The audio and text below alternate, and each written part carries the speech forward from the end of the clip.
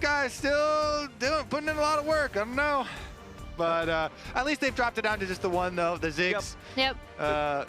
Got the Ziggs. Imagine how bad it would be if he got the Ziggs. Wow. It's already pretty bad. We'll see what FlyQuest can do here in this third one, as we are once again going to see that Karma banned out. That Enchanter has been kept off the table all series long. Cassio, the Respect ban against Quad. So both mid laners having some targets on their back in this one, as Varus remains banned and Pantheon is also out again. Yeah, most notably, though, the Orianna is up as a potential. We've talked about how good Quad is at that champ. And with FlyQuest having last pick, as we see C9 already picking it away, picking up that Ori for APA. But with FlyQuest having last pick, I'm really wondering what they want to do. And this is what I was looking for. Where is the Nocturne going to go? Because you can't give over both of them. Nope. And so you can construct the Nocturne comp without Orianna, though, anyways. You know, you have multiple flankers. Aurora definitely is a good one to go engage with Nocturne. So FlyQuest looks like they're going to be drafting a dive, heavy engage comp here to work off of Nocturne timers, turn out the lights, and have multiple people engage from different angles. Okay, Wukong next to that Orianna. I like that combo. Wukong can just... So I called it the Shock Kong last time. I thought that was... The Shock Kong? Yeah, Shock Kong. It's a Shockwave and a Wukong. I mean, I guess it's better than Woo Wave. Hey, all I'm saying, Kangas liked it, okay? Okay. Kangas had Shopify Rebellion at #1. I didn't want to say it, but Flowers did. As we see the Bard locked in for Vulcan, we've talked about what a strong pick Bard just is generally, what a strong pick it has been for Vulcan. Specifically, really great setup for whatever C9 want to do, and works really well in tandem with this little Orianna Wukong combo they have. Or the Shock Kong, as Kobe is. I was trying to remember the word he said. I couldn't remember. It's totally better than Zahungle, at least. I like Zahungle. It makes me laugh. Zahungle is also... They can both be bad. Well, regardless, we did get more of what we expected with the, building multiple divers with Nocturne. Another assassin here, another diver. So the idea is whenever you're giving over Orianna, you want to, number one, make sure she can never play side lanes, which is usually easy and very easy when you have a Nocturne and an Akali matchup. And you want to put a lot of pressure on her flash. So I think this is adequate. This is what you're supposed to do. Now you just have to execute and try to attack these low mobility carries. That's why I like the early Bard. You get Bard in the first 3 picks here instead of leaving it for later, because Bard is one of those supports that can provide counter engages to dives. Even the most heavy of dives, if you get a defensive Bard ultimate, then you buy more time for the Orianna. She can get another cooldown of shield activation when she comes out, and hopefully survive that way. So probably we'll see some defensive usage of Bard ultimate here, not just offensive Bard. Looks like you see a lot of the time. Okay, Yorick banned out. That's an interesting one. Not normally something you see on the ban list, but it is something that FlyQuest seems to be a little bit concerned with, alongside banning away the Ezreal. Nautilus also banned out here with C9. Yeah, I'm wondering if that's something they saw in scrims. Yorick has this kind of insane side lane pressure that we've seen C9 like to set up, but they remove both the Nautilus and the Rakan, which are 2 things that I think would have worked really, really well for this Nocturne, Akali, and Aurora dive. Kalista coming in. Here we go. You know how to dive even harder? You get someone who can just throw your support in there too. Bowling ball. Get a support in there as well. Everybody's going in. We got short range, don't care, because we're going to be all over you. Let's see what they'll pick next to it, but first we've got to see the C9 choices. I think Zven's Yunara last game was very impressive. He certainly seems locked in right now, but what do they want to lock in against all of this dive with the Ezreal banned out? There's a couple defensive safe options. Sivir is going to be the choice. Yeah, scales super, super well, fits really well into this comp, and as we see the Gnar hover, coming out of Thanatos, something that he's... Good blind. Yeah, I mean, it's a good blind. It's something that we know he's super, super comfortable on, really likes it. I say that, and I'm like, oh yeah, they already have Aurora. They could, yeah, actually. Gnar is also historically a good blind champion. You didn't say anything false. Exactly. It doesn't mean it is in this case, where it's being picked into an Aurora, so all good. Not the Yuumi hover. Shout out to LCK. Yeah, we saw it. Look, she died immediately. I was very happy about that. But the Renata, okay. So I do like the Renata pick as, again, kind of a counter to some of the engage potential that specifically the Wukong has, trying to stop that Wukong-Orianna combo. I mean, this comp from FlyQuest, if it gets going, is just so, so deadly for assassinating whatever target they want to jump on. Yeah, I mean, clearly, last game, they're like, all right, we're not going to have a lot of our own initiative, you know, we have a lot of scaling, we don't have a lot of our own go buttons, so now we're going to go fully the other way. Yeah. So throw all of that in the trash. Let's just go, everybody dive. We're going to put a lot of pressure out on the Orianna specifically. And let's see, FlyQuest, can they change up the gears here to change up the series? Because they have no more extra chances. It is must win now to stay in. Yeah, and I mean, I think I really like this for FlyQuest just because I feel like when this new FlyQuest roster has succeeded, it has been by having their own agency and being willing to make potentially risky plays with success. So I'm very curious to see how they pilot out this composition. Well, I especially want to see how well they can make all of these plays, how fast they can keep the tempo of this game. I think Blaber has been the far superior jungler here in this series. I think the same was true when we just saw them play a best of 3 last week. So Gryffinn's going to really have to step up if he wants to be able to turn this series around. Yeah, if he can get a lead as Nocturne here, it puts out so much pressure. You know, a lot of things I think are going to revolve around Nocturne ult timers. As we see the bottom lane. You know what? Minions are overrated.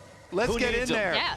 Let's get that rend down early. Oof. Yep, there it is. Chunks out of health bars back and forth, and Zven is the one who takes the worst of it. Barrier and heal down for both sides. All flashes still intact for now, but Cryogen and Massu do not want to allow Zven and Vulcan close to this wave. It was Cryo and Massu who were on the receiving end of the lane bullying a couple games ago. This time around, they want to do some bullying of their own. Mission successful then, Flowers, because Zven has been bullied. Bullying successful. Bullied all the way back home. Poor dude. All right, he's making his way back to the lane now. But, you know that the reset is bad when you just can't even buy an item. Yeah, no, right? That feels awful. Like, it's literally just for health. Moat. Yeah. Ugh. Sorry. The item that's so disgusting that you have to go to it, but Zven's making his way back into the lane now, and as we're waiting for the early game to develop further, we've got Azael standing by for an interview with ThinkCard. Thanks, Flowers. Here with ThinkCard. Talk to me a bit about how the series has been going and what you guys talked about changing to try to turn things around. Yes, so honestly, like between game 1 and game 2, we kind of got a lot more comfortable, especially like with the early game, but you can tell that mid-game, C9 is a bit more decisive and understand how to push sides, then our map state starts to fall apart. So this game, we gave us a little bit more agency. Nocturne, Aurora, like you can kind of take most fights, especially with the Akali, and then Kalista Renata is going to have a lot of tempo. So hopefully we're able to stack some dragons, and we need confidence on our timers. Because right now, especially when you play against these veterans, like they choke you out and it feels like you don't really get to play the game. So looking for some confidence. So talk to me about this draft then specifically. Obviously, it's really aggressive, a lot of kind of a dive, a lot of assassins. Is this comfort for the team, or is this something that you felt like they need to play more just for early game power? A little bit of both. We definitely practiced this comp a few times. I would say the main thing, it's a little bit disrespectful. Like the Orianna should be pretty happy in lane against Quad, but we think Quad's playing pretty well. So, if he can get it through lane and then get to these team fights, especially once he's level 6, then we're going to have a lot of value, but looks like it's not going that well. Well, we'll see. Flowers, take it back. For FlyQuest, a beautiful double binding coming out from Vulcan's Bard as Massu now might just drop to the boomerang blade. No. FlyQuest fans, avert your eyes. It's too violent to look. That's exactly why we speak so highly of Vulcan's Bard. Already seeing it in action here with that sick double binding. Once again, C9 is there to back up Blaber on his crab initiative down on this bot side. So, about that gaining confidence in game number 3, Flowers. And playing through bot lane tempo and dragons. Okay, they did initially play through bot lane tempo. At level 1, yeah, I'll give that. I like the level 1. I liked what I saw at level 1. Yeah. But what I saw right there is a concerning trend if you want to have bottom lane control. It's concerning, especially since now Zven is returning to lane with a BF sword. Yeah, okay. First purchase, he didn't get to buy anything. Now he gets the BF sword. Well, well, well. How to turn tables. Now it's a sword to a dagger. Hey, it's a dagger and a potion. A dagger and a bottle. Okay, let's take a look at this though, because Spell Shield goes off now for Gryffinn. He used it really early, and Vulcan's like, "You're not getting away with that." Beautiful there to grab both of them with his binding and his flash. And then, as you know, Massu also didn't escape, like trying to get back to tower. He flashes and still dies as well. And it's 2 kills into APA's Orianna. Double buffs on the Orianna. Holy! Yeah, they're playing a bullet hell at this point. Yeah. I swear, even APA feels bad for them. I think APA even feels bad. Yeah, he feels bad for them. He was laughing. Yeah, he's laughing at them. He's like, oh, man. That's not feeling...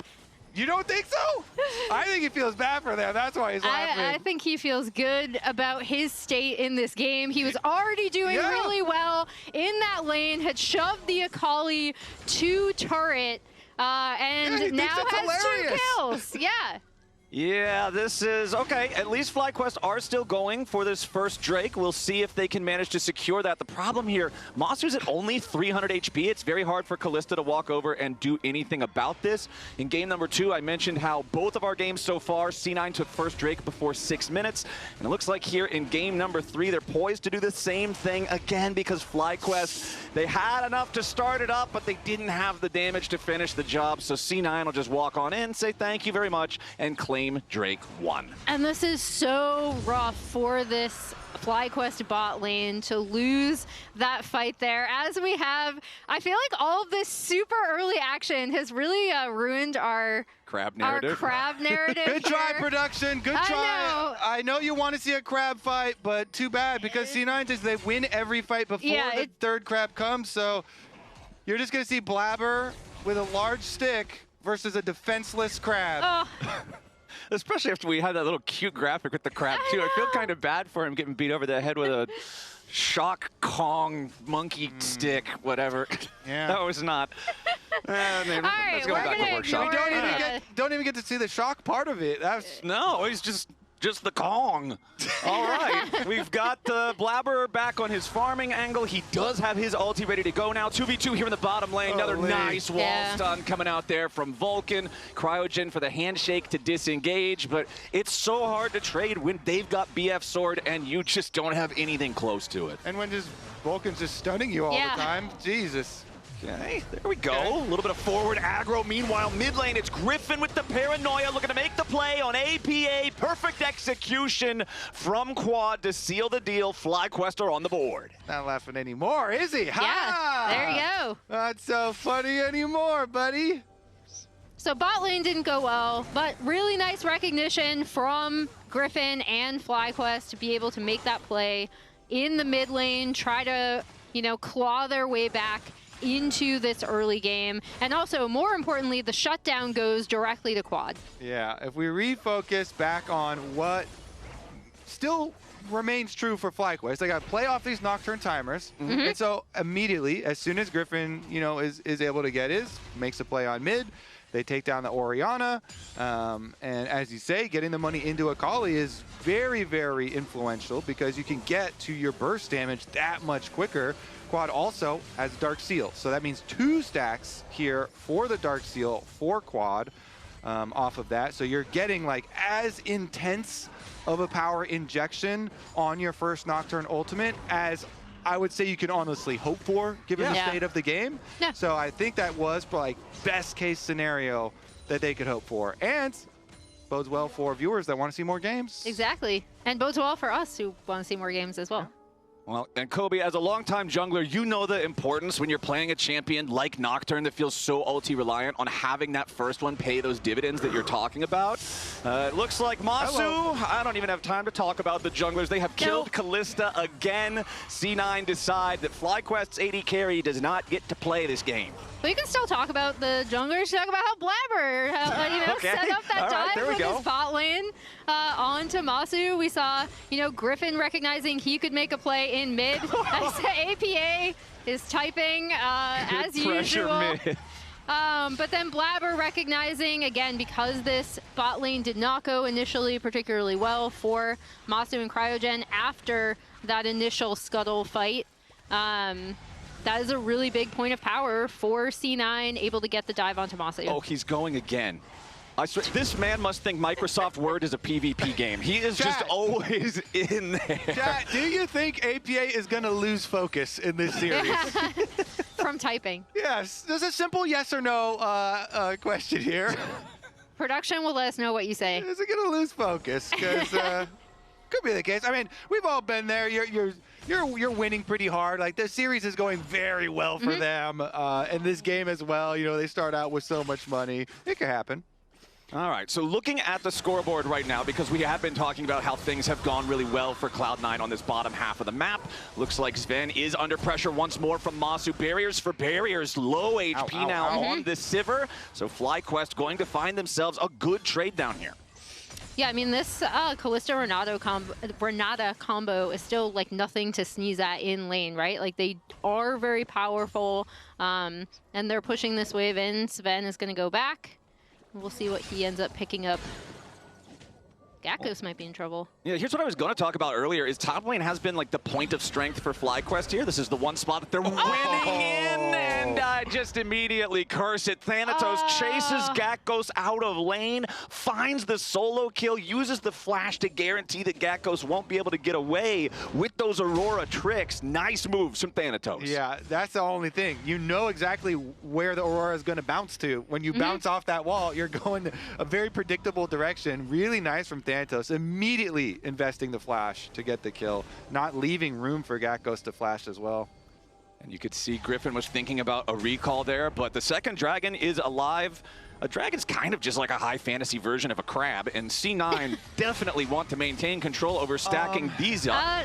As Gryffinn goes in, paranoia, target onto Zven, but he cannot continue diving any further forward. Cryogen and Massu both here still. Quad has made his teleport towards the fight. Tempered Fate won't hit anybody, but the Ocean Drake is already going to be claimed by Blaber. Quad wanted to get an assassination, but he can't find the angle for the damage. Knock up there as they finally secure one back onto APA, so FlyQuest will get something for their troubles, but C9 get the objective. So, FlyQuest versus Cloud9 has been very Cloud9 favored, but this game, FlyQuest versus APA, is pretty even, because APA got 2 kills on bottom lane, but FlyQuest as a team have killed him twice back. So they put a target on him, and at least they're able to get that. Of course, Cloud9 is very beneficial. Continue stacking dragons. As Vulcan, the E is attached, but he got the exhaust down. Okay, he'll just go on his magical journey, get away. Akali does not want to follow him through that journey because Bard has some friends waiting in the Dragon Pit if she does. So Quad just all the way back underneath the turret. Now, honestly, the game in its entirety isn't super far apart. It is still a lead for C9 with the 2 Drakes. They've got 1,000 gold advantage, but FlyQuest still have moves they can make, and this is one of those moves right here. Massu and Cryogen set the trap, and Zven gets caught. Yeah, and that's kind of quintessential of what we talked about with this FlyQuest roster. They're going to be looking for angles. They're going to be trying to find a way to get back into this game. This Kalista-Renata combo is still very, very deadly. Zven steps up a bit too far, and they're there to punish. Yeah, hide on brush.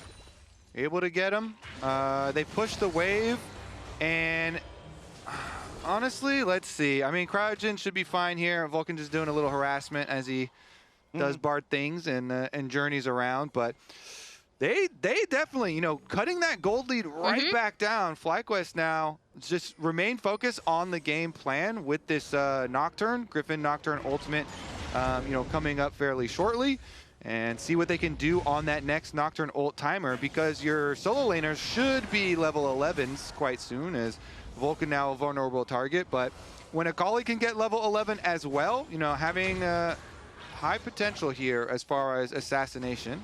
Looked like a little bit of a perhaps panic ulti there from Gakgos, needing to get away from Thanatos. So if we end up getting ourselves a Rift Herald fight, that cooldown could end up being very important, as items are coming online across the board here. You can see you've already got 5 stacks on APA's Rod of Ages. We just completed Experimental Hexplate for Gryffinn. Gunblade on Akali as well. These are 2 of the champions in the game that have these really niche items that they like to buy, but that just feel so good on the champs.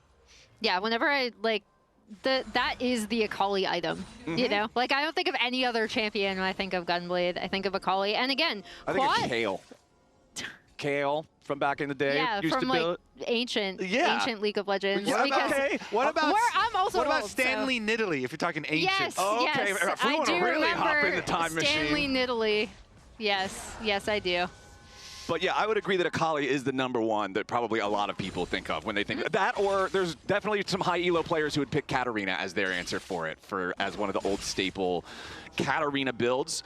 But we've got 15 seconds until the Rift Herald spawns. You can see Gakgos hanging around the area up there, but still has about 1/3 of the cooldown left to go on the ulti. I'll be curious if FlyQuest want to try to start this objective or really aggressively posture for control without that being available yet. As there's your paranoia. Vulcan's the target, but he goes on a magical journey, just walks right back over the wall. Blaber thinking about if he needs to do a follow-up defensive engage, but no, he doesn't. Yeah, no. And that is just going to give power over this Rift Herald to C9. They are kind of responding with the Akali, getting some turret plates down and probably taking this bot side tier 1. Yeah, side lanes are going to be the question that Cloud9 have probably the most difficulty answering in this game, but they're going to attack side lanes right now. Gakgos. Yeah. Nice wave clear there from Gakgos. Just barely got the ulti back up and then has to use it to try to survive the dive, but there's plenty of damage there between Thanatos and APA. Meanwhile, back in mid, there's Blaber going in for the Cyclone kill onto Massu, and the crushing blow does it. Gryffinn cannot defend the Kalista in time. Cryogen has to make sure he doesn't get caught out here, give a binding target if he stands too close to Gryffinn, and C9 pick the enemy ADC in mid. Our gold is practically all tied up after quad split pushing down there in the bottom lane, but the Rift Herald is about to rectify that situation. Yeah, they're just going to be able to take this tier 1 mid. And again, it was nice of FlyQuest recognizing, okay, now with the Nocturne ult down, we can't fight this Rift Herald. We're going to try to get plates on the bot side. We're going to try to continue to get gold onto this Akali. But then I really love that roam from APA on the top side of the map, killing off this Aurora again. And now Thanatos has kind of taken over the gold lead in that matchup. Thanatos Gnar is scary business, man. It is the champ he was most well known for in Challengers before he came over here. It was like, I felt like he had some shaky performances on it initially from C9, as we do see FlyQuest taking the opportunity to take this Drake and potentially remove that early stacking with APA taking this topside tier 1. Yeah, and it's important that Thanatos is in a good spot, because the Orianna is kind of the liability in the side lane. So if, wait a second. Quad's going in for the assassination here on Blaber, but he takes him out. Nicely done in the 1v2. Trying to use the smoke to get away from APA, but the flash over the wall to follow from the C9 mid laner is now an additional overextension. APA gets caught and punished by Massu and Gryffinn, and FlyQuest just got exactly what they needed thanks to Quad recognizing his opportunity. And we were just talking about how deadly this Akali can be in assassinating targets in the side lane, and with APA then overreaching, trying to get the kill, the Nocturne is immediately able to come in, and it's still looking pretty even, especially since FlyQuest is going to be able to mow down this turret on top side and take a tiny gold lead in the game. Yeah, I'd say that is one of those plays that's born purely of frustration.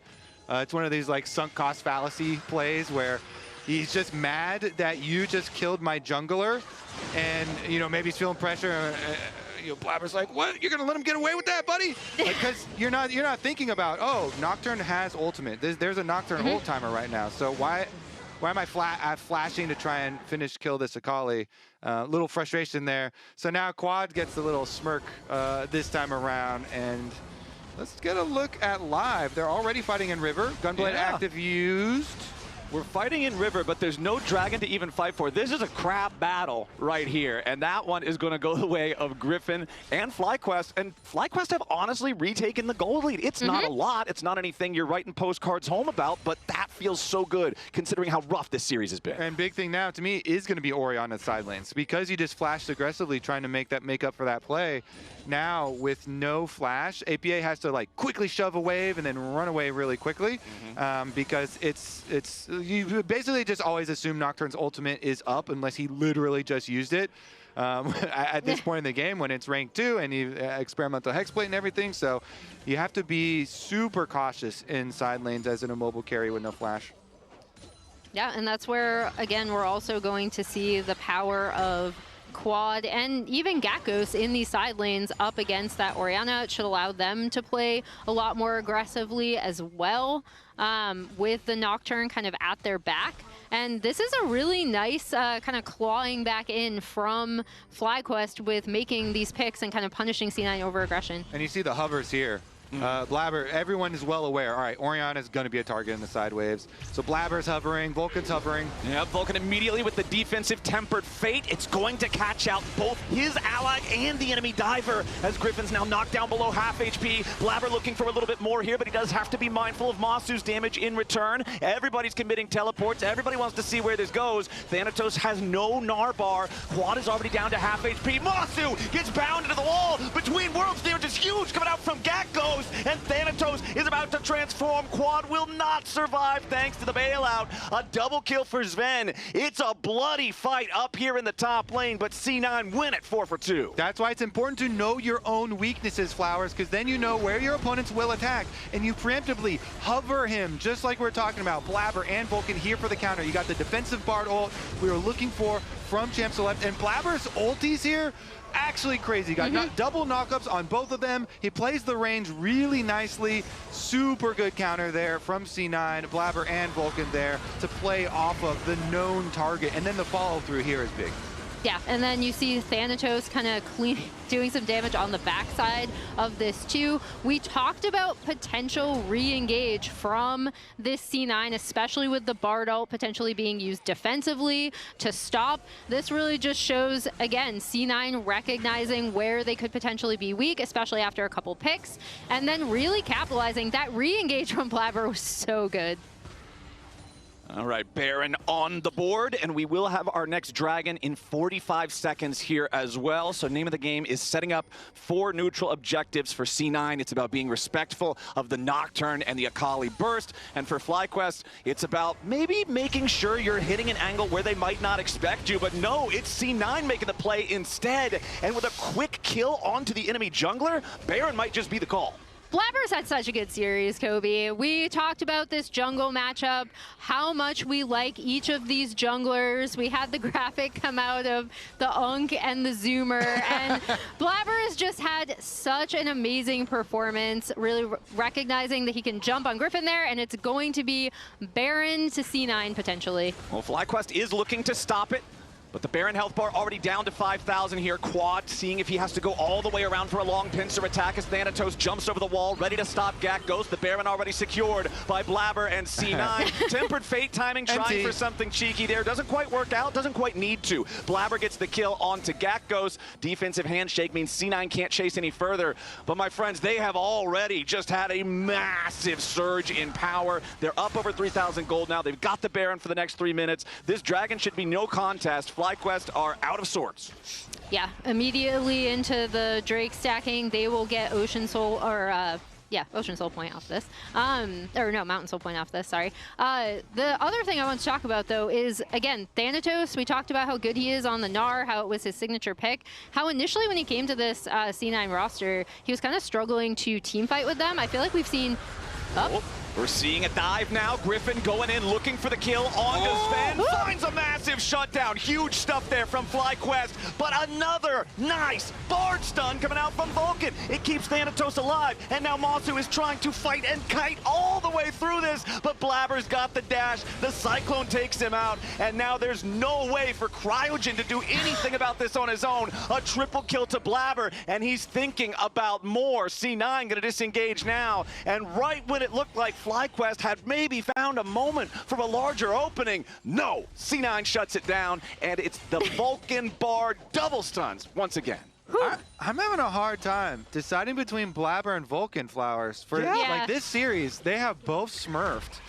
Somebody's getting robbed again. Yeah. So either way we vote, somebody's getting robbed because they've both had some incredible plays, both individually and working together with the team. Thanatos trying to keep the pressure on the tier 2 turret here in mid lane. Vulcan just goes on a magical journey, gets right back out as FlyQuest shows up to try to stop the push. This gold lead now up to almost 5,000. The mountain soul point that you mentioned earlier, Emily. Thanatos just waiting in the jungle, follows it up with a wall up even though he doesn't get the wall slam. Quad survives just barely, but no, that bailout is not saving anyone. Vulcan looks for even more now as the tier 2 turret is bulldozed over in mid.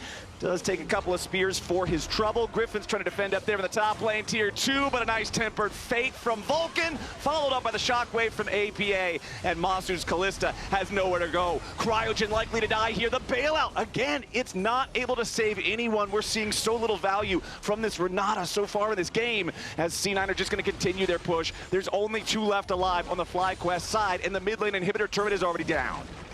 I mean, C9 said they were confident in picking FlyQuest as their opponent once they learned that they could, and they're looking great to close out this series. 10 seconds left on the Baron. They want to try to use it to knock down some Nexus turrets. Gakgos the target from Blaber as he goes in, finds a dominating streak as Gryffinn gets stunned into the wall, but Quad has finally made his way back into the rift. He wants to try to punish C9 here, diving into the back lines. He at least gets Zven, but he dies in the process.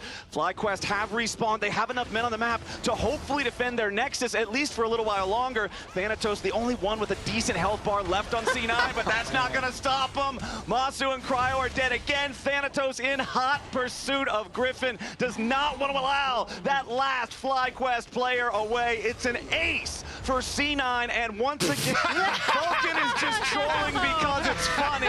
He's trolling because that's how well he's played this Bard this game. It's another 25-minute win, and this series, start to finish, was Cloud9 dominance. Damn. Yeah. Damn. That was a beatdown. It was, what a performance from so many of the C9 players too. Vulcan and Blaber, absolutely my front runners. This is gonna be a hard one to pick on who I think the player of the series is. Chat, let me know what you guys think. Lounge, how about you? I'm voting for the Crabman. Yeah? Personally. I think we're triple crabbers. We are all crabbers. We are all crabbers. This was a complete decimation. Vulcan's Bard, though. An Omega jungle gap. I mean, I was watching yesterday. I didn't know Bard could do these things. So, that was just, he's already dead, brother. It's crazy. He's already dead. I mean, Vulcan, he had a great series. It's so hard to pick, you know, player of the game, player of the series when it's this one-sided. I mean, the last 2 games were both sub 26 minutes.